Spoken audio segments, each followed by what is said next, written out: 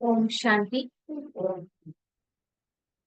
आज 2 जून 2024 की महावाक्य सुनेंगे बाबा के। और आज संडे है तो बाबा की अव्यक्त मुरली है। मुरली की ओरिजिनल डेट है 18 जनवरी 2000। 18 जनवरी 2000। और आज की मुरली का सार है, टॉपिक है ब्रह्मा बाप समान, त्याग, तपस्या और सेवा का वाइब्रेशन विश्व में फैलाओ।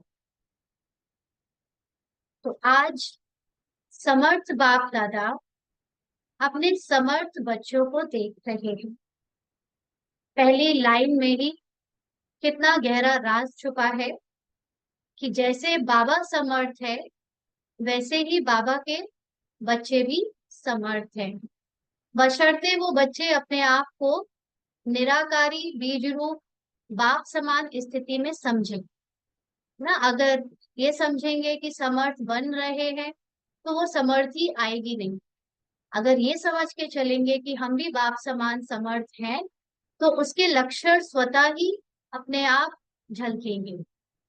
तो आज का दिन स्मृति दिवस सो समर्थ दिवस है, क्योंकि 18 जनवरी के दिन 1969 में आ, बाबा ने अपना साकार शरीर को त्यागा था, क्योंकि वो संपूर्ण बन गए थे, कर्मातीत हो गए थे। उस दिन उसको समर्थी दिन के समर्थी दिवस के रूप में मनाते हैं। तो आज का दिन बच्चों को सर्व शक्तियां विल में देने का दिवस है। विल क्या होता है? विल माना, और लौकिक में विल क्या होता है? जायदाद, है ना। पिता अपने बच्चों को जायदाद देके जाता है, दादा जायदाद देके जाते हैं। तो उस दिन बाबा ने, साकार बाबा ने क्या अपनी जायदाद दी थी बच्चों को? बाबा के पास तो साकारी रूप की कोई जायदाद बची नहीं थी। स्थूल तो जायदाद की बात है नहीं यहाँ। साकार बाबा ने अपनी सर्व शक्तियां बच्चों को विल करी थी।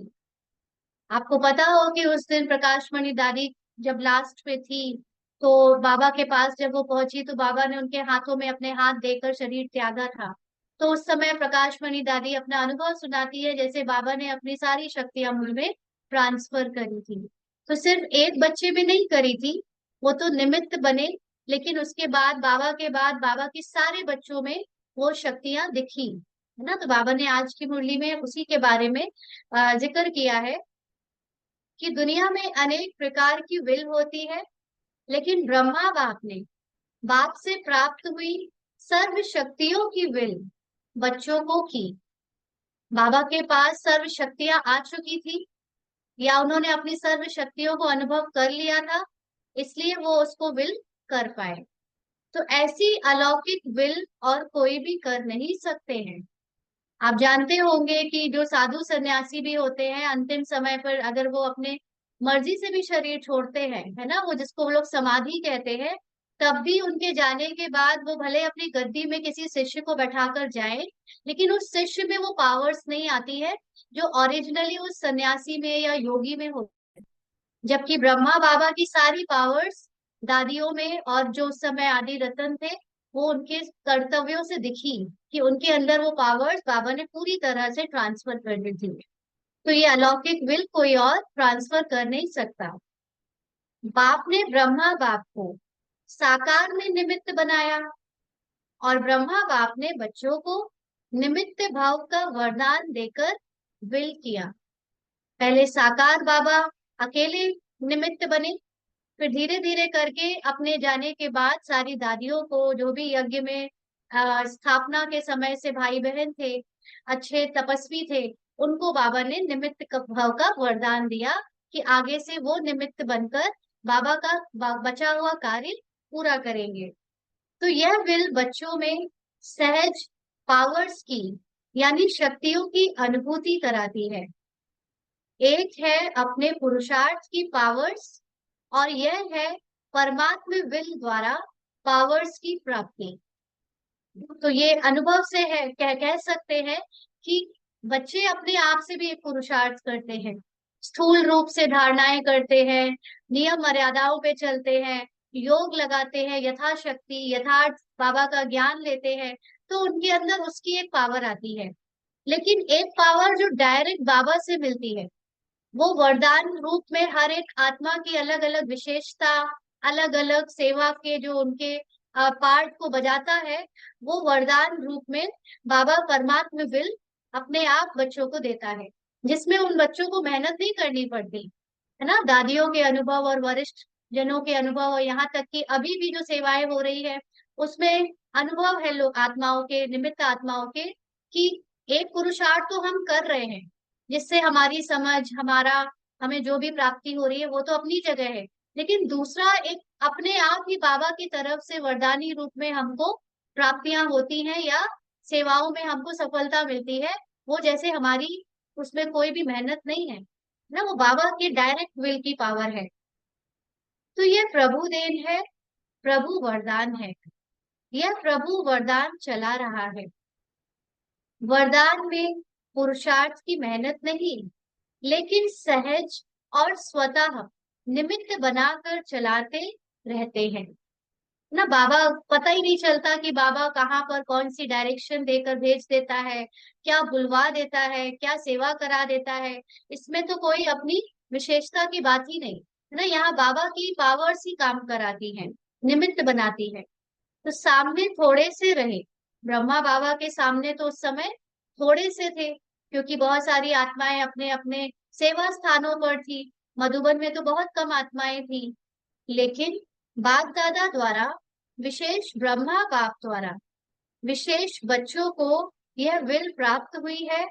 और बाप दादा ने भी देखा कि जिन बच्चों को बाप ने विल की, उन सभी बच्चों ने, यानी कि आदि रत्नों ने और सेवा के निमित्त बच्चों ने उस प्राप्त विल को अच्छी तरह से कार्य में लगाया, और उस विल के कारण आज यह ब्राह्मण परिवार दिन प्रतिदिन बढ़ता ही जाता है।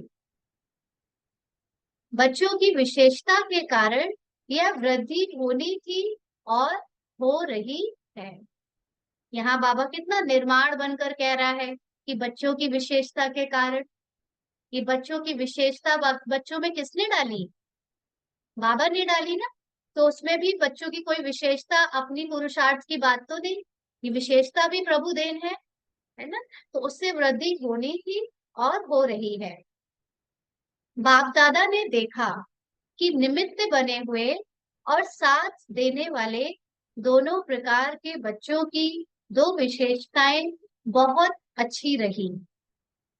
पहली विशेषता कि चाहे स्थापना के आदि रतन, चाहे सेवा के रतन, दोनों में संगठन की यूनिटी बहुत बहुत अच्छी रही। किसी में भी क्यों, क्या, कैसे, यह संकल्प मात्र भी नहीं रहा। जब बाबा अव्यक्त हुए तो ऐसा नहीं कि संगठन में आपस में बहस होने लगी हो, या आपस में मतभेद में आ गए हो, या अपनी चलाने लगे। होता है ना कि कोई जब बड़ा चला जाता है तो बच्चे जो होते हैं बाद वाले अपनी अपनी चलाकर आपस में मतभेद में फंसकर जो एक बनी बनाई परंपरा होती है उसको तोड़ देते हैं।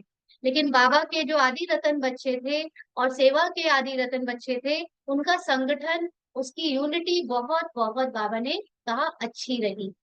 एक ने कहा, दूसरे ने माना, एक ने जो भी निर्णय लिया दूसरों ने उसको फॉलो किया। तो बहुत प्यार से सबने एक दूसरे का साथ दिया, और संकल्प में भी नहीं आया कि क्यों, क्या, कैसे चलेगा। ऐसे नहीं कि ये अपनी करने लगे, ये तो अपनी चलाने लगी। बाबा ने प्रकाशमणि दादी को उस वक्त हेड बनाया, जबकि उनकी अपनी बेटी भी थी, अपनी बहू भी थी यज्ञ में, अपने परिवार के लोग भी थे। किसी ने भी, उनके घर वालों ने, लौकिक में भी किसी ने प्रश्न नहीं किया। और यहाँ तक कि फिर उसके बाद बाबा ने पाठ चलाया गुलजार दादी के तन के द्वारा, तो भी किसी ने प्रश्न नहीं किया कि यही संदेशी क्यों, दूसरी संदेशी क्यों नहीं। नहीं तो क्या होता है आजकल, अहंकार वश बाबा के बच्चे भी आपस में बाबा की श्रीमत को समझते नहीं और अपनी अपनी उसमें डाल देते कि हमको पता है, हम आपकी क्यों सुने, आपकी क्यों माने, है ना। तो ये जो आज हो रहा है वो उस वक्त नहीं हुआ था। तो दूसरी विशेषता थी कि एक ने कहा, दूसरे ने माना। यह एक्स्ट्रा पावर्स के विल के वायुमंडल में विशेषता रही, इसलिए सर्व निमित्त बनी हुई आत्माओं को बाबा बाबा ही दिखाई देता रहा। तो उस समय अगर कोई भी डिसीजन लिया जाता था तो हर कोई यही मान के चलता था कि बाबा ने लिया, बाबा ने कराया है। किसी भी उसमें ना तो मैं आता था और ना सामने वाला उसको मैं और मेरा करके समझता था। तो बाप दादा ऐसे समय पर निमित्त बने हुए बच्चों को दिल से प्यार दे रहे हैं। बाप की कमाल तो है ही, लेकिन बच्चों की कमाल भी कम नहीं है। हाँ, अब बच्चों के अंदर भी अगर ये यूनिटी के संकल्प आए होंगे तो उसमें भी तो बाबा का जादू रहा होगा, बाबा का खास वरदान रहा होगा कि ऐसे समय पर जब मैं जा रहा हूँ साकारी रूप में, तो ये संगठन एक साथ चले। तो उनको एक्स्ट्रा बाबा ने विल पावर दी कि एक्स्ट्रा यूनिटी में रहो। ये भी तो बाबा के जादू है ना, क्योंकि ड्रामा अनुसार जब कुछ मतभेद आता है तो वो भी ड्रामा अनुसार आता है, उसमें भी बच्चे कोई जानबूझकर तो मतभेद नहीं करते। कोई जानबूझकर मतभेद करता है? ड्रामा में स्क्रिप्ट में लिखा है तो मतभेद होता है, स्क्रिप्ट में लिखा है तो एक साथ और यूनिटी में चलते हैं। बच्चे तो उसमें सिर्फ कठपुतलियां है, नाचते रहते हैं, मतभेद करें चाहे यूनिटी में चले, है ना। हाँ, तो बाबा तो बच्चों की कमाल कह रहे हैं ना, ताकि बच्चों का मोरल बढ़े, बच्चे खुश हो जाए, उमंग उत्साह में आए और दूसरे बच्चे भी सीखे ना। तो और उस समय का संगठन, यूनिटी, हम सब एक हैं, वही आज भी सेवा को बढ़ा रही है। क्यों? निमित्त बनी आत्माओं का फाउंडेशन पक्का रहा। दादियों ने जिन्होंने भी साकार पालना ली है, उनका फाउंडेशन बहुत पक्का था, बाबा ही आधार था। तो बाप दादा भी आज के दिन बच्चों की कमाल को गा रहे थे और बच्चों ने चारों ओर से प्यार की मालाएं पहनाई और बाप ने बच्चों की कमाल के गुणगान किए। कि उस दिन बाबा को खास याद करते हैं, ब्रह्मा बाबा को खास याद करते हैं। तो इतना समय चलना है, यह सोचा था? ज्ञान भी उस समय इतना चलेगा, आगे तक बढ़ेगा, किसी ने सोचा था? बाबा कहते कितना समय हो गया, क्योंकि ये अव्यक्त वाणी है ना, 2000 की। और बाबा साकार में 1969 से उनका पार्ट ओवर हुआ, तो 1969 से 2000 तक कई साल बीत गए। तो ये भी किसी ने नहीं सोचा था कि इतना भी ये यज्ञ संगठन में चल पाएगा। यज्ञ वालों ने तो सोचा हो ही चाहे ना सोचा हो, बाहर वालों ने नहीं सोचा था कि किसी का स्थापक चला जाए और उसके बाद वो संस्था और बढ़ती जाएगी, और वो भी इतने यूनिटी के साथ, है ना। तो बाबा कहते कितना समय हो गया। सभी के मुख से, दिल से यही निकलता कि अब चलना है, अब चलना है। सबके अंदर सेम वैराग्य था, कुछ भी यहाँ की चीज में अट्रैक्शन ही नहीं था, पकड़ना ही नहीं था कुछ भी, ना पद ना पोजीशन ना मान ना शान, क्योंकि सबको था अब चलना है, अब चलना है, यहाँ पर क्या लेकर करेंगे। तो इसलिए बाप दादा, बाबा ने कहा, लेकिन बाप दादा जानते थे कि अभी अव्यक्त रूप की सेवा होनी है। गुलजार दादी के तन में आने के बाद शिव बाबा का पाठ कितने साल चला? लगभग 47 ईयर्स चला, क्योंकि बाबा को पता था कि अभी वो पार्ट रह गया है। साकार में इतना बड़ा हॉल बनाया था, डायमंड हॉल, 30,000 लोग बैठ सकते हैं। क्या कभी साकार में इतना बड़ा हॉल बना? हिस्ट्री हॉल था उस समय, या जो दूसरे हॉल भी थे तो बहुत छोटे छोटे थे। जब पहले थे साकार बाबा के समय में सब कुछ बहुत छोटा था, ऐसा कुछ बड़ा नहीं था ना, भाई बहन बहुत गिनती के थे। और उसके बाद तो हजारों हो गए, फिर तो लाखों हो गए। तो बाबा ने कहा, बाबा के अति लाडले डबल विदेशी आए थे। साकार बाबा के टाइम तक तो डबल विदेशी भी नहीं आए थे। डबल विदेशियों का आना 1951 के बाद से शुरू हुआ।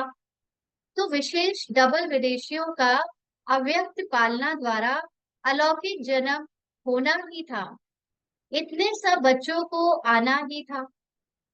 इसलिए ब्रह्मा बाप को अपना साकार शरीर भी छोड़ना पड़ा। डबल विदेशियों को नशा है कि हम अव्यक्त पालना के पात्र हैं। है इतना नशा, है ना। डबल विदेशी बच्चों ने साकार बाबा की पालना नहीं ली, और हम बच्चों ने भी साकार बाबा की पालना नहीं ली, लेकिन नशा कोई कम है क्या? साकार बाबा नहीं मिला लेकिन नशा उतना ही है ना। बाबा कहते, ब्रह्मा बाप का त्याग ड्रामा में विशेष नूंधा हुआ है। ब्रह्मा ब्रह्मा बाबा ने जो अपने लाइफ टाइम में ब्रह्मा बनने के बाद जो भी त्याग किया, वो खास नूंधा हुआ है। नूंधा मतलब फिक्स्ड है। आदि से ब्रह्मा बाप का त्याग और आप बच्चों का भाग्य नूंधा हुआ है, क्योंकि त्याग पर ही भाग्य बनता है। जो जितना त्याग करता है उतना उसका भाग्य बनता है। तो सबसे नंबर वन त्याग का एग्जाम्पल ब्रह्मा बाप बना। त्याग उसको कहा जाता है जो सब कुछ प्राप्त होते हुए त्याग करे। ब्रह्मा बाबा के पास इतनी रॉयल फैमिली थी। उनका घर, गाड़ी, बंगला, राजा महाराजाओं के साथ उठना बैठना, नाम मान शान की कोई कमी नहीं। उसको होते हुए भी त्याग करना, और कोई कहे कि हमने बहुत त्याग किया लेकिन कुछ था ही नहीं, है ना। तो बाबा ने कहा, जो कुछ प्राप्त होते हुए त्याग करे उसको त्याग कहते हैं, सब कुछ होते हुए।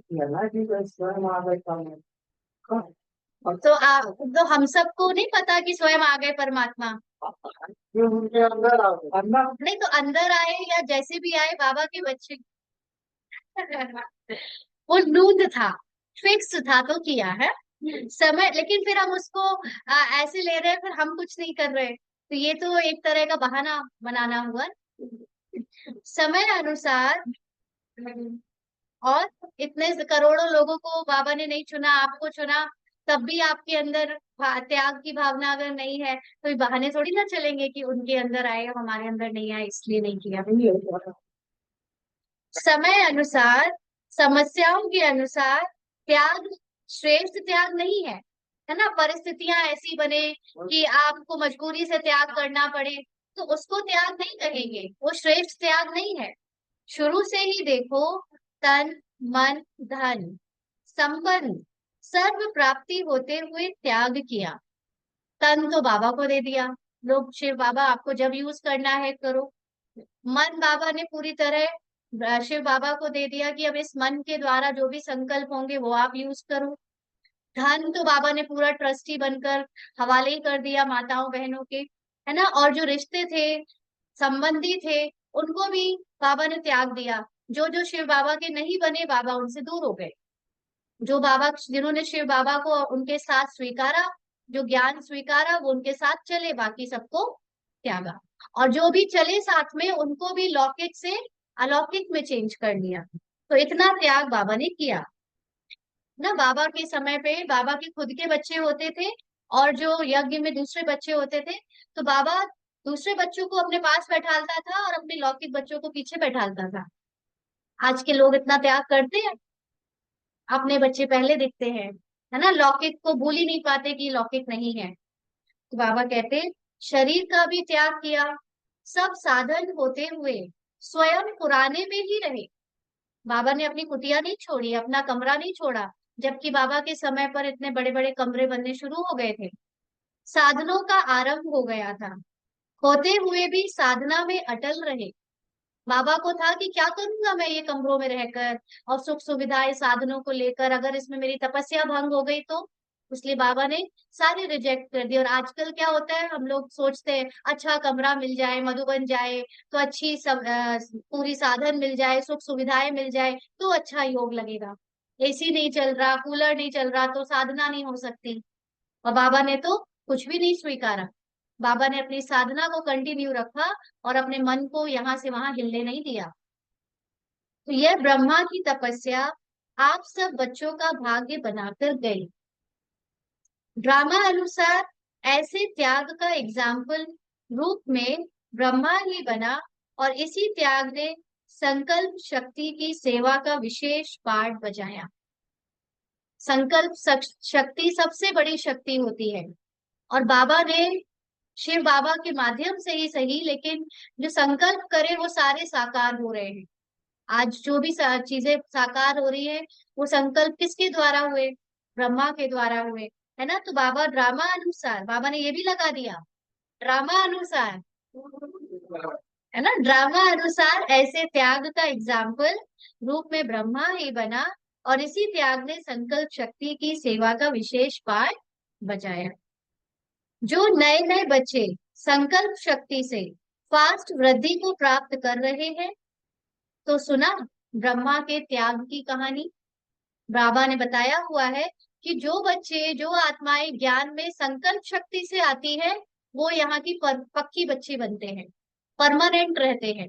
और जो वाणी की सेवा से आते हैं, उनका आना जाना लगा रहता है। तो वाणी की सेवा से हम लोग बहुत मेहनत करते हैं, भाषण देते हैं, धूप में खड़े रहते हैं, जा जाके अपना ज्ञान सुनाते हैं। तो उसमें बहुत हद होती है, गिनती के लोग होते हैं। लेकिन जो आत्माएं संकल्प से, मनसा सेवा से आत्माओं को आकर्षित करती है या अपनी वाइब्रेशन से आकर्षित करती है, वो परमानेंट और एवरलास्टिंग बच्चे होते हैं, है ना। तो बाबा कहीं गया क्या भाषण करने? बाबा कहीं ना तो भाषण करने गया, ना प्रदर्शनी समझाने गया। बाबा ने तो सिर्फ मनसा सेवा और संकल्प शक्ति से बच्चों को आकर्षित किया। बाबा कहते हैं कि ब्रह्मा की तपस्या का फल आप बच्चों को मिल रहा है। तपस्या का प्रभाव इस मधुबन भूमि में समाया हुआ है। आज तक मधुबन में जाकर बच्चों को वो वाइब्रेशंस फील होती है, वहां पर किसी के व्यर्थ नहीं चलते। तो साथ में बच्चे भी हैं, बच्चों की भी तपस्या है, लेकिन निमित्त तो ब्रह्मा बाप कहेंगे। शुरुआत जिससे होती है उसको निमित्त कहते हैं। तो बाबा ने कहा, जो भी मधुबन तपस्वी भूमि में आते हैं, तो ब्राह्मण बच्चे भी अनुभव करते हैं कि यहाँ का वायुमंडल, यहाँ के वाइब्रेशंस सहज योगी बना देते हैं ना। वहां पर कोई अलग से मेहनत नहीं करनी माया से छुटकारा पाने की, माया से छूटे हुए हैं वहां पे, योग लगाने की मेहनत नहीं, सहज लग जाता है। और कैसी भी आत्माएं आती है, वह कुछ ना कुछ अनुभव करके ही जाती है ना। कितनी सारी बाबा के घर में अज्ञानी, बाहर की, जो ज्ञान में नहीं चलती है, वो नई नई आत्माएं भी जाती हैं। तो सब लौट कर कुछ ना कुछ वहां की तारीफ जरूर करती है, वर्णन जरूर करती है वहां की शांति की, पवित्रता की, सफाई की। तो बाबा कहते हैं, ज्ञान को नहीं भी समझते, लेकिन अलौकिक प्यार और शांति का अनुभव करके ही जाते हैं। कुछ ना कुछ परिवर्तन करने का संकल्प करके ही जाते हैं। हमारे एक जान परिचय में एक अंकल हैं, तो वो कहते हैं, मैं बहुत पहले गया था आपके सेंटर, 30 साल पहले। तो वहां से मैं एक चीज छोड़ के आया हूँ। हम लोग बचपन से उनको जानते हैं कि वो चाय नहीं पीते हैं। उन्होंने ये राज बताया कि ये चाय मेरी वहीं आपके सेंटर में मधुबन में छूटी। कहते वहां उन्होंने बोला कि आप एक चीज छोड़ के जाओ, तो मैंने कह दिया चाय छोड़ देता। तो ज्ञान में नहीं चलते, ज्ञान नहीं उन्होंने भी सुना है, लेकिन वो बता रहे थे कि देखो उन्होंने भी अपनी एक आदत वहां पर छोड़ कर गए, है ना। तो कुछ ना कुछ परिवर्तन करके, करने का संकल्प करके ही जाते। कोई बताता है, कोई नहीं बताता है, लेकिन अंदर से कुछ ना कुछ तो होता है। तो यह है ब्रह्मा और ब्राह्मण बच्चों की तपस्या का प्रभाव। साथ में सेवा की विधि, भिन्न भिन्न प्रकार की सेवा बच्चों से प्रैक्टिकल में करा के दिखाई। ब्रह्मा बाबा आइडियाज अपने योग में लेकर आते थे बाबा से, और फिर बच्चों को सजेस्ट करते थे, जाओ यहाँ जाओ, ऐसे सेवा करो, ये बोलो, ये सुनाओ। बाबा पत्र से हमेशा बच्चों के कांटेक्ट में रहते थे। अच्छा आपने सेवा करी, बताओ क्या क्या बताया उनको। तो फिर बाबा उसमें करेक्शन करते थे कि आपको ये नहीं, ऐसे बोलना चाहिए था।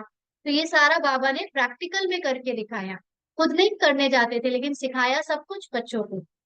बाबा ने कहा उसी विधियों को अभी विस्तार में ला रहे हैं। अब जो इतनी बड़ी सेवाएं हो रही हैं, वो आज भी निमित्त जो बड़े लोग हैं, वो अपने से छोटों को, बाद में आने वालों को ऐसे ही विस्तार में समझाते हैं। तो जैसे ब्रह्मा बाप के त्याग, तपस्या, सेवा का फल आप सब बच्चों को मिल रहा है, ऐसे हर एक बच्चा, अब बात आती है बच्चों की, है ना, ऐसे हर एक बच्चा अपने त्याग, तपस्या और सेवा का वाइब्रेशन विश्व में फैलाए। त्याग तो कर ही रहे हैं ना बच्चे, नंबर वार सब बच्चे त्याग कर रहे हैं। सबसे पहला त्याग तो यही किया कि व्यर्थ की बाहर की बातों से निकल कर बाबा के ज्ञान सुनने के लिए समय निकालना शुरू किया, है ना। फिर उसके उसके बाद धीरे धीरे जो जो जिसको समझ में आता जा रहा है तो बच्चे भी त्याग करते जा रहे हैं ना। तो अब क्या करना है, ये जो त्याग तपस्या और सेवा का वाइब्रेशन है वो विश्व में फैलाना है। जैसे साइंस का बल अपना प्रभाव प्रत्यक्ष रूप में दिखा रहा है, ऐसे साइंस की भी रचयिता यानी साइलेंस बल है। साइंस का जो जितने भी आविष्कार होते हैं वो किस में होते हैं, साइलेंस में होते हैं ना। साइंटिस्ट जो होते हैं वो कई कई दिनों तक अकेले में मनन चिंतन करते रहते हैं, साइलेंस में चले जाते हैं, तो उनको नए नए आइडियाज आते हैं। तो उसकी भी माता कौन हो गई, साइंस की माता साइलेंस हो गई, रचयिता साइलेंस हो गया। तो साइलेंस बल को अभी प्रत्यक्ष दिखाने का समय है। साइलेंस बल का वाइब्रेशन तीव्र गति से फैलाने का साधन है मन बुद्धि की एकाग्रता। अंडरलाइन करना है इसको। साइलेंस बल का वाइब्रेशन तीव्र गति से फैलाने का साधन क्या है, मन बुद्धि की एकाग्रता। यह एकाग्रता का अभ्यास बढ़ना चाहिए ना। अभी क्या है, मन कुछ कहता है, बुद्धि कुछ कहती है, और आत्मा का सत्य कुछ और है। तीनों ही चीजें अभी अलग अलग है। तो इस वजह से अभी द्वैत चलता है। ब्राह्मण्स में बीकेस में भी द्वैत चलता है, अंदर बाहर अलग अलग चलता है ना। लेकिन धीरे धीरे बाबा ने कहा इसको बढ़ाते जाओ, मन बुद्धि को मिलाओ और फिर आत्मा के सत्य से मैच करो। तो इस एकाग्रता का अभ्यास बढ़ना चाहिए। एकाग्रता की शक्तियों द्वारा ही वायुमंडल बना सकते हैं। हलचल के कारण पावरफुल वाइब्रेशन बन नहीं पाता, है ना। अगर मन में हलचल है, मन ही की हलचल सबसे ज्यादा वाइब्रेशन को इफेक्ट करती है, तो फिर ऐसे पावरफुल वाइब्रेशन नहीं बन पाती। बाप दादा आज देख रहे थे कि एकाग्रता की शक्ति अभी ज्यादा चाहिए। बच्चों की बुद्धि और मन क्या है, अलग अलग जाते हैं। उसके कारण वो जो वाइब्रेशंस उनके ऑरा में होनी चाहिए वो होती नहीं। तो अभी एकाग्रता की शक्ति ज्यादा चाहिए। सभी बच्चों का एक ही दृढ़ संकल्प हो कि अभी अपने भाई बहनों के दुख की घटनाएं परिवर्तन हो जाए। जो बाहर हमारे भाई बहन है, ज्ञान में नहीं है, जिनका पार्ट में अभी बहुत दुख चल रहा है, वो सबका बदल जाए, ऐसा शुभ और दृढ़ संकल्प सब ब्राह्मण बच्चों में होना चाहिए। दिल से रहम इमर्ज हो। ऐसा नहीं हमें क्या करना है, चल रहा है ड्रामा में, ऐसे भी नहीं। ड्रामा में चल रहा है लेकिन उनके पार्ट में वो जो दुख फील कर रहे हैं, उस दुख को मिटाने की जिम्मेदारी बाबा ने किसको दी है, हम बच्चों को दी है ना। तो इसलिए वो दिल से रहम इमर्ज हो। क्या, जब साइंस की शक्ति हलचल मचा सकती है, तो इतने सभी ब्राह्मणों के साइलेंस की शक्ति रहम दिल भावना द्वारा व संकल्प द्वारा हलचल को परिवर्तन नहीं कर सकती। सबसे बड़ी शक्ति क्या है, संकल्प की शक्ति। तुरंत पहुंचते हैं संकल्प।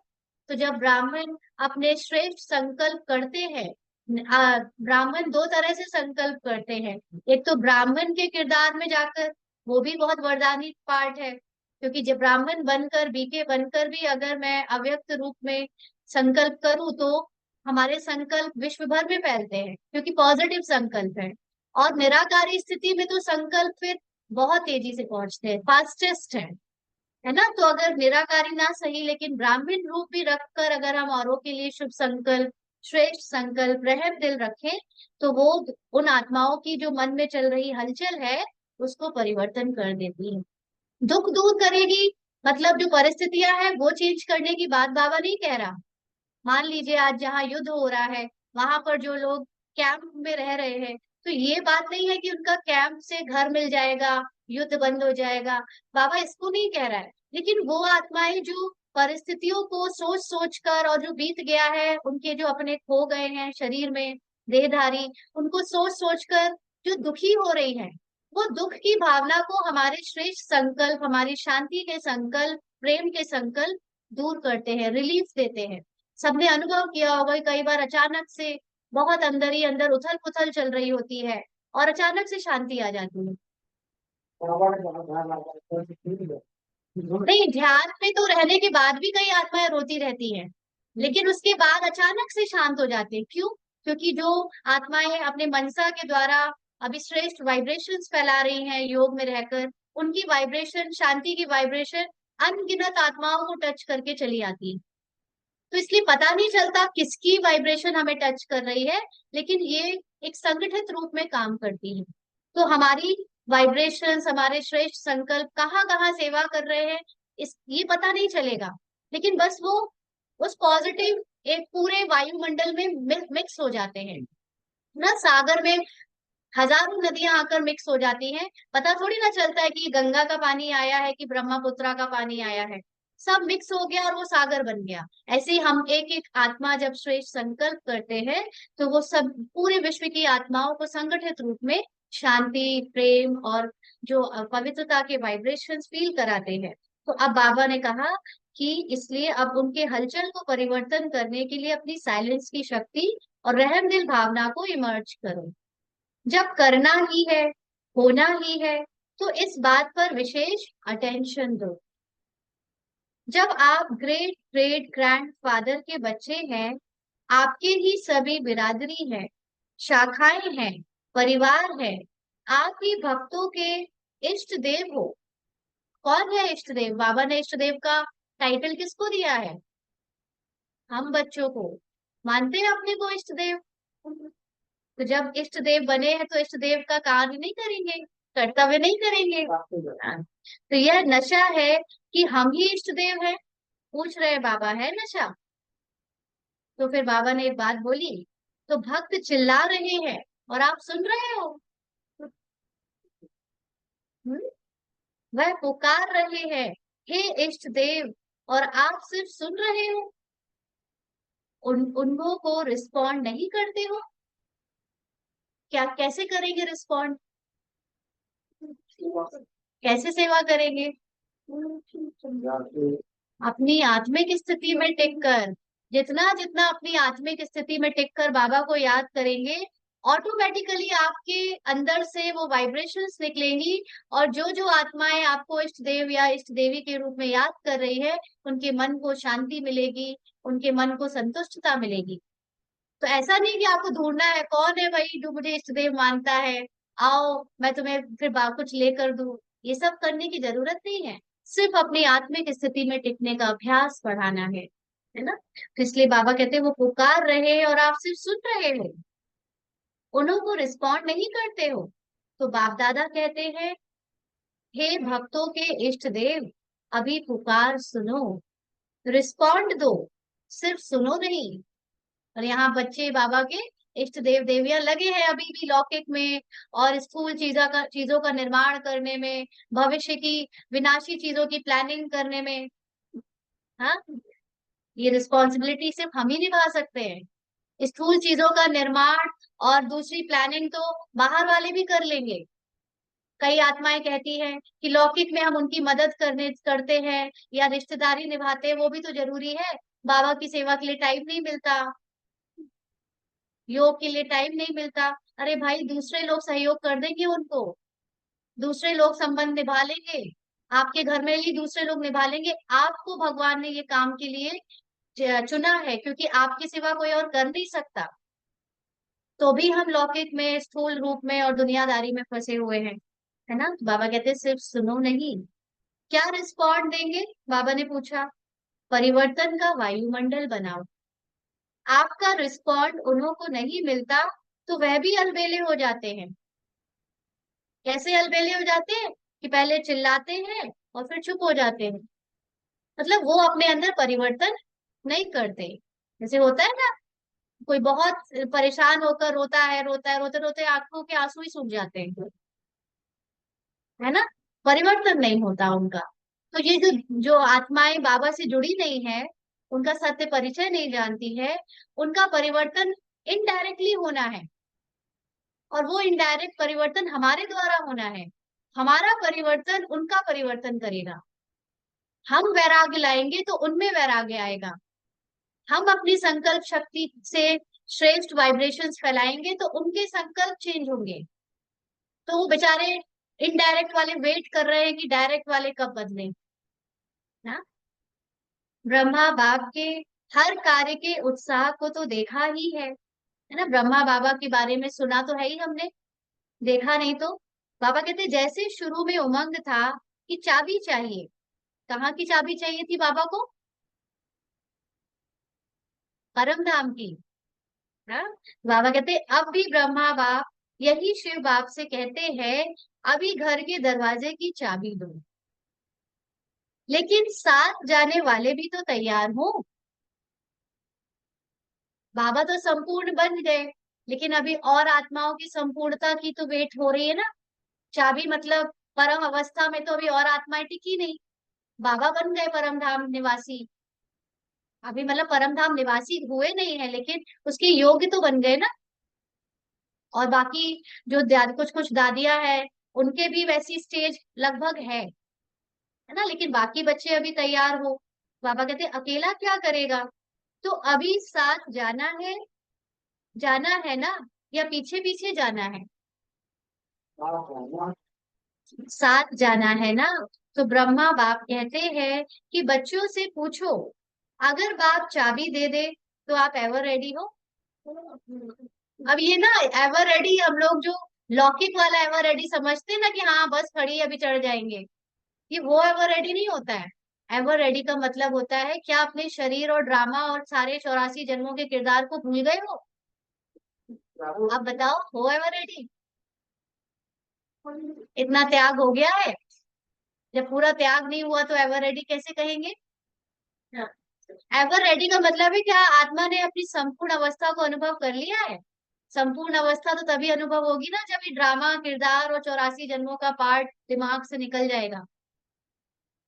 हाँ निकालेगा बाबा, लेकिन पुरुषार्थ, लेकिन हम सबको जो बाबा ने हमको तरीका बताया है उस पर चलना तो पड़ेगा ना। अब बाबा रास्ता बताता है, बाबा ये नहीं कहता कि मैं कर दूंगा, रास्ता बता रहा हूँ तुम चलो, नहीं चलोगे तो फिर बाद में जबरदस्ती चलाऊंगा, जबरदस्ती चलाऊंगा तो तुम्हें अच्छा नहीं लगेगा। बाबा कहते एवर रेडी हो या रेडी हो? रेडी नहीं, एवर रेडी, हमेशा किसी भी सेकंड अगर बाबा शरीर छूटना हो तो क्या आप आत्मिक स्थिति में स्थित हो? इसको कहते हैं एवर रेडी। पता चला नहीं बाबा थोड़ा मैं अभी काम निपटा लूं फिर आत्मिक स्थिति में बैठता हूँ फिर निकालना प्राण, हाँ ऐसा नहीं।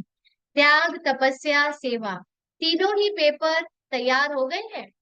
वो त्याग मतलब ड्रामा का त्याग, 84 जन्मों के एक एक पार्ट को जो हमने प्ले किया है उससे जो संस्कार बने हैं उनको भी मर्ज कर दिया है। दूसरा तपस्या, तपस्या का अर्थ होता है आत्मिक स्थिति में पूरी तरह टिक चुके हैं, शरीर का भान मिट गया है। मतलब ये नहीं कि शरीर फील नहीं हो रहा है, लेकिन आपको शरीर में ममत्व नहीं पूरी तरह, या शरीर के पार्ट से जो भी ममत्व था वो खत्म हो गया है। तपस्या आत्मिक स्थिति निराकारी स्थिति का अनुभव होता है। और फिर सेवा, सेवा का पार्ट जिसका रह गया है, जो नहीं कर रहे हैं उनसे फिर ड्रामा आगे कराएगा, है ना। सेवा क्या करनी है ब्राह्मण बच्चों को? दूसरी आत्माओं तक इनडायरेक्ट जो सुख शांति देनी है वो करना पड़ेगा, है ना। तो ये तीनों ही पेपर तैयार हो गए हैं। ब्रह्मा बाप मुस्कुराते हैं कि प्यार के आंसू बहुत बहाते हैं, और ब्रह्मा बाप वह आंसू मोती समान दिल में समाते भी हैं। लेकिन एक संकल्प जरूर चलता है कि सब एवर रेडी कब बनेंगे। अब जैसे किसी को हमसे बहुत प्यार हो, है ना, और हम उसको कुछ काम बोले और हम फोटो बन गए, मान लीजिए हम चले गए लेकिन फोटो में हम हैं, अभी देख रहे हैं सामने वाला बैठा है सामने, उसको हम कुछ काम बोल कर गए थे। अब वो आंसू प्यार में तो बहुत बहाया जा रहा है लेकिन काम नहीं कर रहा है, तो फोटो के अंदर से भी क्या संकल्प आएगा, अरे भाई तुझे कुछ काम दिया था वो तो कर। तो बाबा उसके आंसू की वो नहीं करते कि तुम क्यों बहा रहे हो, ठीक है बहाए उसको, बाबा ने मोती समान दिल में भी समा लिए, लेकिन जो काम दिया है वो भी तो करो, है ना। बाबा कहते हैं कि एक संकल्प जरूर चलता है कि सब एवर रेडी कब बनेंगे। डेट दे देवे, आप कहेंगे कि हम तो एवर रेडी हैं, लेकिन आपके जो साथी हैं उन्हें भी तो बनाओ। ये दादियों से बाबा कह रहे हैं कि आप दादियां तो एवर रेडी हो, लेकिन अभी जो आपके साथी हैं उन्हों को भी तो बनाओ, और उनको छोड़कर या चल पड़ेंगे। तो आप कहेंगे ब्रह्मा बाप भी तो चला गया ना, दादियां भी कह सकती ब्रह्मा बाबा भी तो चला गया, ऐसे हम भी चले जाएंगे। लेकिन बाबा ने कहा उनको तो यह रचना रचनी थी, फास्ट वृद्धि की जिम्मेवारी थी, तो सभी एवर रेडी हैं, एक नहीं, सभी को साथ ले जाना है ना, या अकेले अकेले जाएंगे। तो सभी एवर रेडी है या हो जाएंगे, बोलो। फिर बाबा ने कहा कम से कम 9 लाख तो साथ जाए ना, 9 लाख जिनको फर्स्ट जन्म में आना है वो तो साथ जाए, वो तो बाबा के समान संपूर्ण स्थिति को अनुभव कर ले। नहीं तो राज्य किस पर करेंगे। ब्रह्मा बाबा तो कृष्ण बनने के लिए तैयार हो गया, और बाकी सब अकेले कृष्ण क्या करेगा वहां पे, नाचेगा थोड़ी ना, है ना, वहां पे राज्य किस पर करेगा, अपने ऊपर राज्य करेंगे। तो ब्रह्मा बाप की यही सभी बच्चों के प्रति शुभ कामना है कि एवर रेडी बनो, और एवर रेडी बनाओ, बनाओ भी अपने साथ साथ। तो आज वतन में भी सभी विशेष आदि रतन और सेवा के आदि रतन इमर्ज हुए, क्योंकि मोस्ट ऑफ द आदि रतन अव्यक्त हो गए ना, शरीर छोड़कर आगे के पार्ट के लिए चले गए, एडवांस पार्ट के लिए चले गए। और जो सेवा के भी आदि रतन है वो भी काफी कुछ शरीर छोड़कर आगे के पार्ट के लिए निकल गए। तो बाबा उनको एडवांस पार्टी कहता है। एडवांस पार्टी कहती है कि हम तो तैयार हैं। किस बात के लिए तैयार है एडवांस पार्टी? हाँ, नहीं, साथ चलने के लिए तो वो रेडी है, लेकिन अभी एडवांस पार्टी को जो आगे की रचना रचनी है ना, योग बल से जो बच्चे पकड़ने हैं उसके लिए वो तैयार है ना। बाबा कहते हैं कि वह कहते हैं यह प्रत्यक्षता का नगाड़ा बजाए, तो हम सभी प्रत्यक्ष होकर नई सृष्टि की रचना के निमित्त बनेंगे। अंडरलाइन। अब लास्ट में रहे हुए जो बच्चे हैं, ये बच्चे बाबा की प्रत्यक्षता का नगाड़ा बजाएंगे। तो जो एडवांस पार्टी अभी गुप्त है, जिसको अभी जानते नहीं, जरूरी नहीं कि वो बीकेज है ना, वो सभी प्रत्यक्ष होना शुरू हो जाएंगे, वो भी संसार में दिखने शुरू हो जाएंगे, और फिर वो नई सृष्टि की रचना योग बल के द्वारा करना शुरू कर देंगे। तो बाबा कहते हैं कि वो तो कह रहे हैं, हम तो आवाहन कर रहे हैं कि नई सृष्टि की रचना रचने वाले आवे, वो तो तैयार है ना। तो बाबा कहते हैं अभी काम सारा आपके ऊपर है। तो ये जो अंत में बचे हुए आत्माएं हैं ना, जिनको प्रत्यक्षता का नगाड़ा बजाना है, अब सारा काम किनके ऊपर है? हम सब बच्चों के ऊपर है। बाबा कहते नगाड़ा बजाओ, आ गया का नगाड़ा बजाओ। नगाड़ा बजाना आता है ना, बजाना तो है ना। अभी ब्रह्मा बाप कहते हैं डेट लेकर आओ, किस दिन बजाओगे। आप लोग भी कहते हो ना कि डेट के बिना काम नहीं होता है, तो इसकी भी डेट बनाओ। डेट बना सकते हो, कम से कम अपनी अपनी डेट बनाए। हम संपूर्णता को कब अनुभव करेंगे, बनाएंगे, डेट फिक्स करी है। फिर बिना डेट के कोई काम होता है? आप बच्चों की शादी करते हो, कहते हो जाएगी शादी, पक्का हो गया रिश्ता, अब हो जाएगी शादी, एक फिक्स करते हो, उसके हिसाब से फिर काम करते हो ना।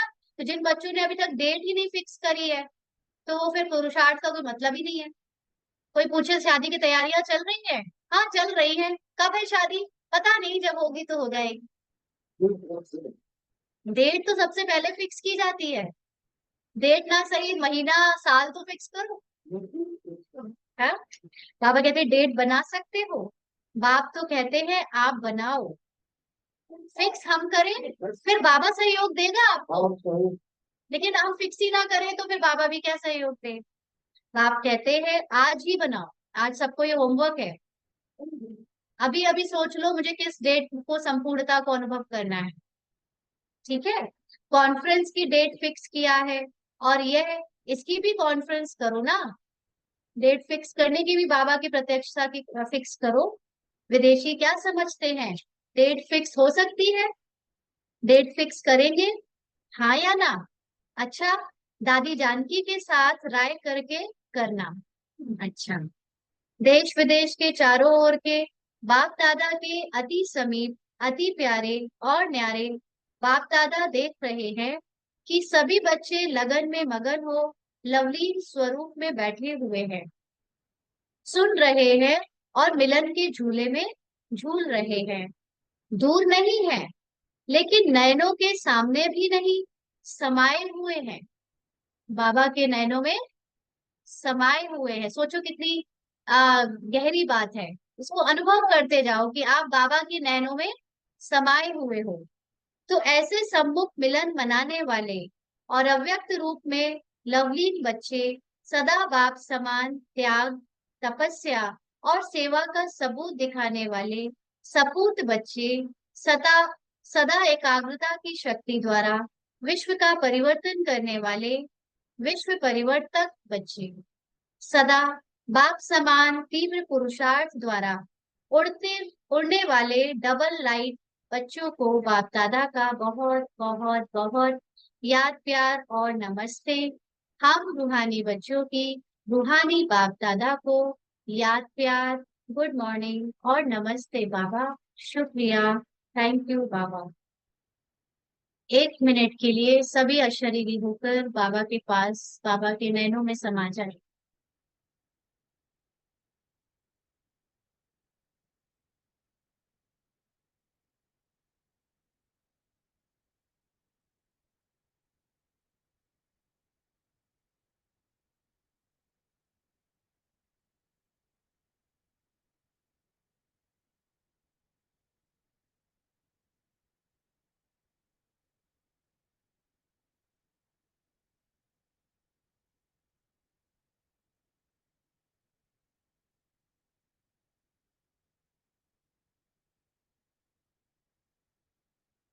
फिर बाबा ने राजस्थान के सेवाधारियों से बात करी।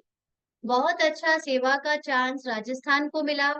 राजस्थान का जैसे नाम है राजस्थान, तो राजस्थान से राजे क्वालिटी वाले निकालो। राजे क्वालिटी का मतलब होता है वारिस बच्चे, है ना, जो परिवार में आए ऐसे बच्चे निकालो। प्रजा नहीं, राज घराने के राजे निकालो। तब जैसा नाम है राजस्थान, वैसे ही जैसा नाम वैसे ही सेवा की क्वालिटी निकलेगी। है कोई छिपे हुए राजे लोग या अभी बादलों में है, पूछ रहे हैं बाबा। वैसे जो बिजनेसमैन है, उन्हों की सेवा पर विशेष अटेंशन दो। राजस्थान के जो बिजनेसमैन है, उनकी विशेष सेवा पर अटेंशन दो। यह मिनिस्टर और कोटरी तो बदलते ही रहते हैं। वैसे राजस्थान की जो सरकार है वो बड़ी सहयोगी है ना, तो बाबा कह रहे हैं उन वो तो बदलते रहते हैं, लेकिन बिजनेसमैन बाप से भी बिजनेस करने में आगे बढ़ सकते हैं। माना वो बाबा के रेगुलर स्टूडेंट बन सकते हैं, वारिस बन सकते हैं। और बिजनेसमैन की सेवा करने से उनकी परिवार की माताएं भी सहज आ सकती हैं, क्योंकि राजस्थान में बहुत पर्दा है ना, तो वहां पर इतनी आसानी से वहां की महिलाएं निकलती नहीं है, माताएं निकलती नहीं है। तो बाबा ने कहा अकेली माताएं वहां नहीं चल सकती है, लेकिन अगर घर का स्तंभ आ जाता है, घर का मुखिया आ जाता है, तो परिवार आपे ही धीरे धीरे बढ़ता जाता है। इसलिए राजस्थान को राजे क्वालिटी निकालनी है। ऐसे कोई नहीं है, ऐसा नहीं कहो कि वहां है ही नहीं, कोई निकलता नहीं, ढूंढना पड़ेगा। बाबा ने कहा लेकिन है, थोड़ा सा उन्हों के पीछे समय देना पड़ता है, बिजी रहते हैं ना। कोई ऐसी विधि बनानी पड़ती है जो वह नजदीक आवे। बाकी अच्छा है, सेवा का चांस लिया, हर एक जोन लेता है। यह बहुत अच्छा नजदीक आने और दुआएं देने का साधन है। चाहे आप लोगों को सब देखें या नहीं देखें, जाने या नहीं जाने, लेकिन जितनी अच्छी सेवा होती है तो दुआएं स्वतः निकलती हैं, और वह दुआएं पहुंचती बहुत जल्दी हैं। दिल की दुआएं है ना, तो दिल में जल्दी पहुंचती हैं। बाप दादा तो कहते हैं सबसे सहज पुरुषार्थ है दुआएं दो और दुआएं लो। दुआओं से जब खाता भर जाएगा, तो भरपूर खाते में माया भी डिस्टर्ब नहीं करेगी। सबसे बड़ी दुआ क्या है? एक होता है कि हम अपने पार्ट में हैं, अपने रोल में हैं, प्ले खेल रहे हैं जो भी है, और उसमें सामने वाली आत्मा को भी उसके शारीरिक पार्ट को देखते हुए उसके लिए शुभ भावना शुभकामना करते हैं। जो सबसे बड़ी दुआ है वो है अपनी आत्मिक स्थिति में अपनी संपूर्ण स्थिति को अनुभव करते हुए सामने वाले को भी उसके पार्ट से ना देखते हुए उसकी संपूर्ण स्थिति में उसको देखना। ये है सबसे बड़ी दुआ। और जब ऐसी दुआएं देते हैं तो क्या होता है कि फिर माया भी डिस्टर्ब नहीं कर सकती। माया कब डिस्टर्ब करती है? जब मुझे आपकी कोई कमी दिख रही है, जब मुझे इनका कोई प्रॉब्लम दिख रहा है, जब मुझे अपना कोई प्रॉब्लम दिख रहा है, या मेरा स्वभाव संस्कार जो पार्ट में है वो मेरा लग रहा है। आप जैसे आपके पार्ट में अगर अभी थोड़ा सा कुछ बोलना आ गया, ऊंची आवाज में बात करना आ गया, और मैंने वो देख लिया, वो सुन लिया और उसी को आपका सत्य मान लिया, तो ये माया आ गई मेरे अंदर। और अब मैं वही वही सोचे जा रही हूँ, सोचे जा रही हूँ। लेकिन आपका ये पार्ट देखते हुए भी अगर मुझे ये याद आ जाए कि ये आत्मा संपूर्ण है, पार्ट में अभी इसने तेज तेज चिल्लाकर बात करी, तो ये इसका सत्य नहीं है, सत्य तो इसका है साइलेंस। तो अब माया आएगी? आ ही नहीं सकती माया। तो सबसे बड़ा शुभ भावना या दुआ देना है अपना सत्य स्वरूप जानना, और उसका सत्य स्वरूप भी जानकर उसी को देखना। तो बाबा कहते हैं इसमें माया डिस्टर्ब नहीं करेगी। जमा का बल मिलता है, राजी रहो और सर्व को राजी करो। राजी रहना मतलब ड्रामा से सेटिस्फाइड रहना, किसी के भी पार्ट को बदलने की इच्छा ना करना, है ना। तो जब हम हर एक के पार्ट को साक्षी होकर देखेंगे और अपने आप के पार्ट से भी राजी रहेंगे, संतुष्ट रहेंगे, तो बाबा कहते हैं हर एक के स्वभाव का राज जानकर राजी करो। हर एक का स्वभाव संस्कार ड्रामा अनुसार फिक्स्ड है ना, लिखा लिखाया है, नून है। बदल सकेगा क्या? बदलना होगा तो बदलेगा वो भी तब जब मैं उसके प्रति शुभ भावना रखूंगी। नहीं तो ऐसे हम सोचे कि ये बदल जाए, ये बदल जाए, ऐसे नहीं होगा, क्योंकि वो पार्ट ही उसका वो है ना। तो इसलिए राज सबके जो स्वभाव का है उसको जानकर राजी करो। ऐसे नहीं कहो कि यह तो है, यह तो है ही नाराज। आप स्वयं राज को जान जाओ, उसकी नब्ज को जान जाओ, फिर दुआ की दवा दो। कोई कोई का पार्ट बहुत नाराज होने का चलता है ना, बेमतलब का गुस्सा हो जाएंगे, बेमतलब का आपसे वो मुंह बना के रहेंगे, समझ ही नहीं आता। तो ऐसी भी आत्माओं का राज जानो कि उनका पार्ट ही ऐसा है, उनकी नब्ज जान जाओ कि वो ऐसा पार्ट अभी प्ले कर रहे हैं, लेकिन आ, अनादि स्वरूप में ये आत्मा बहुत साइलेंस में प्रेम स्वरूप है। तो क्या होगा फिर उनकी भी दुआ मिलेगी, है ना। तो फिर दुआ की दवा दो, फिर उनके भी सत्य स्वरूप को देखो तो वो दुआ देना हो जाएगा, तो सहज हो जाएगा, यानी आसान हो जाएगा। ठीक है ना। राजस्थान, राजस्थान की टीचर्स उठो, सेवा की मुबारक हो।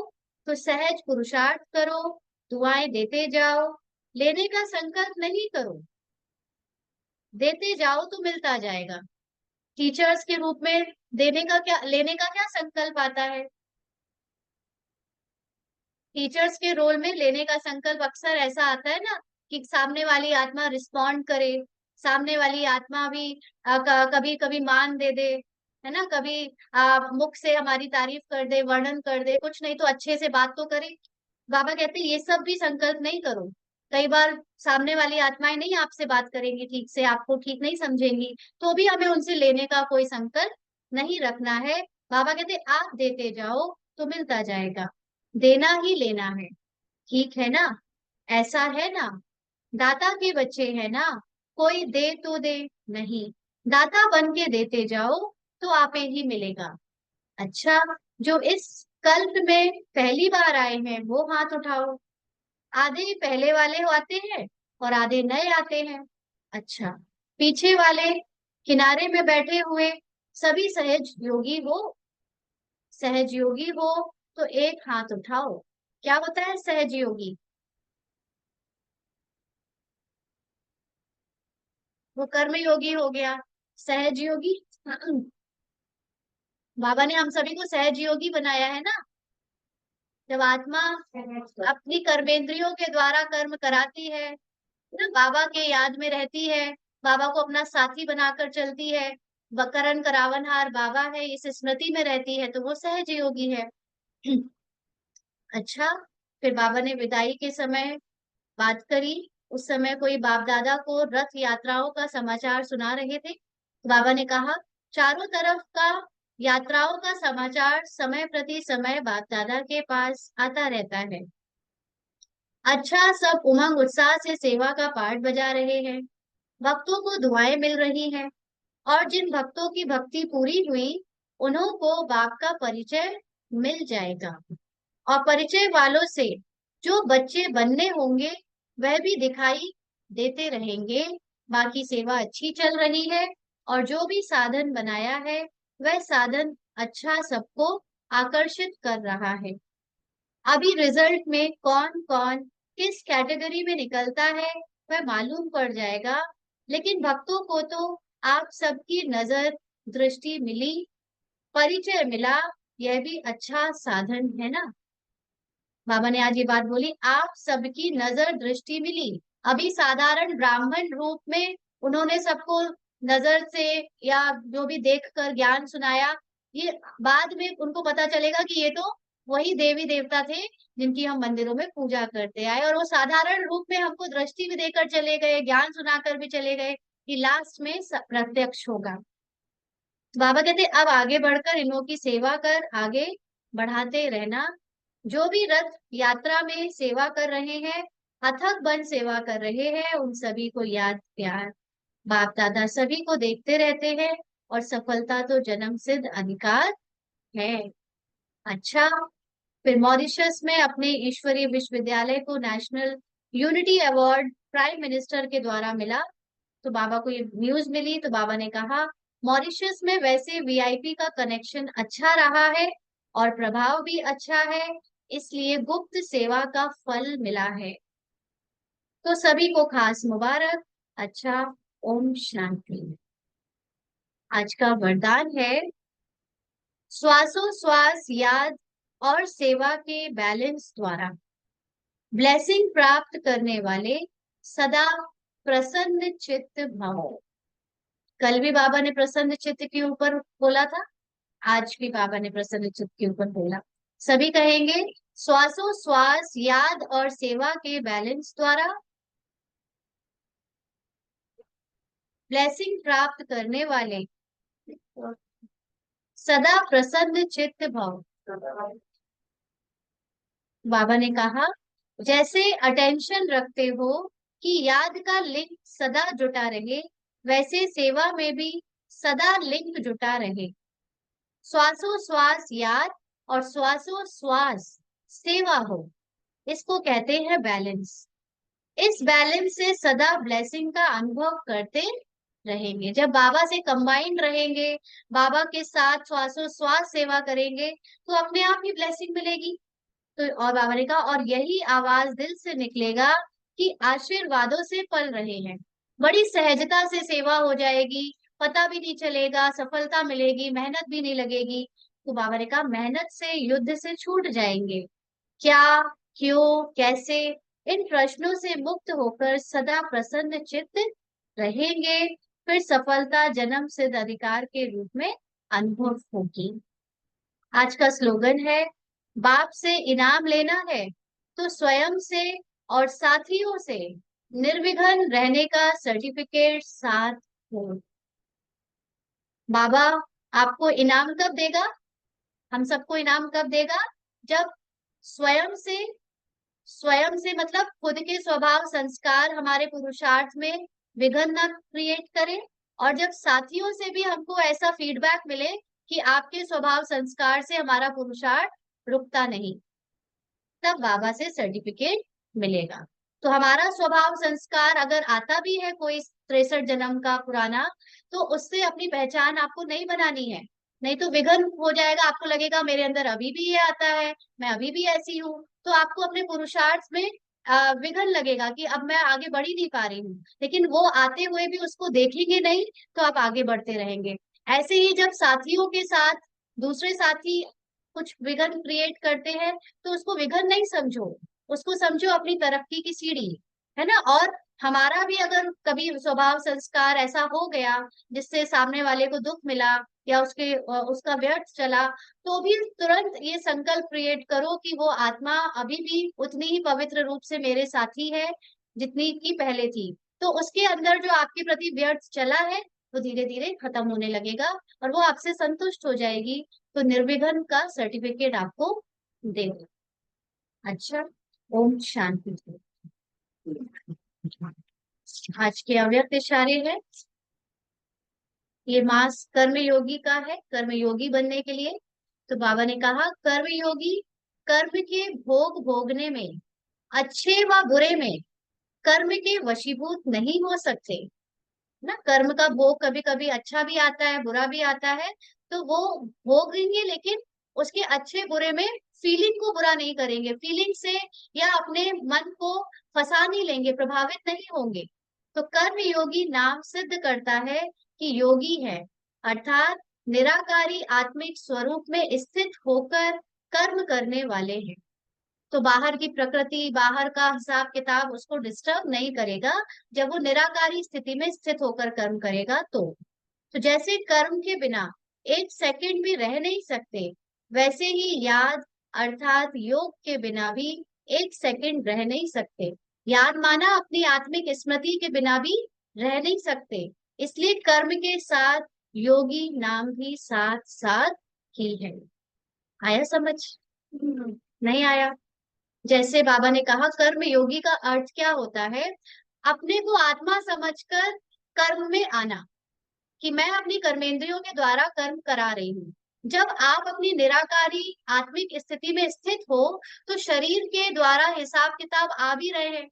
कोई मान लीजिए घर में संबंधी आपसे बार बार लड़ाई झगड़ा कर रहा है, या शरीर में कोई बीमारी आ रही है, या फाइनेंशियल कोई लॉसेस हो रहे हैं, लेकिन क्योंकि आप निराकारी स्थिति में स्थित हो, तो ये जो परिस्थितियां और ये जो उतार चढ़ाव दिख रहे हैं, ये आपकी शांति को, आपकी मन की स्थिरता को हिला नहीं सकते।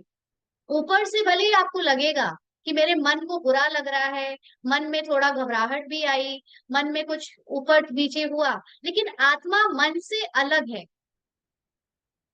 आत्मा के अंदर मन है, लेकिन फिर भी मन से आत्मा अलग है।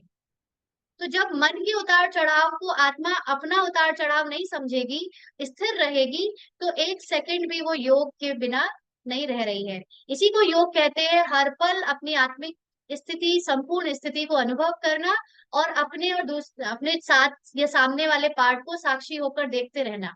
यहाँ तक कि अपनी फीलिंग्स को भी साक्षी होकर देखना कि बाबा मुझे ना अभी बुरा लग रहा है, मुझे ना अभी रोना आ रहा है, लेकिन ये मन को हो रहा है। मैं तो आपकी जैसी एकदम संपूर्ण सुखी हूँ, आनंद में हूँ। मन को इस समय लग रहा है कि आप ले लो, क्योंकि ये मन भी मेरा नहीं है, ये तो आपका है ना। मन किसको दे दिया? बाबा को दे दिया। तो मन को लग रहा है, वो आप जानो, वो आपका मन है, मेरा मन थोड़ी ना है। वो फीलिंग मुझे आ रही है, वो आपकी है, मैं नहीं जानती। बस ऐसे करते जाओ करते जाओ, तो आप इसी को कहेंगे कर्म योगी स्थिति। ओम शांति।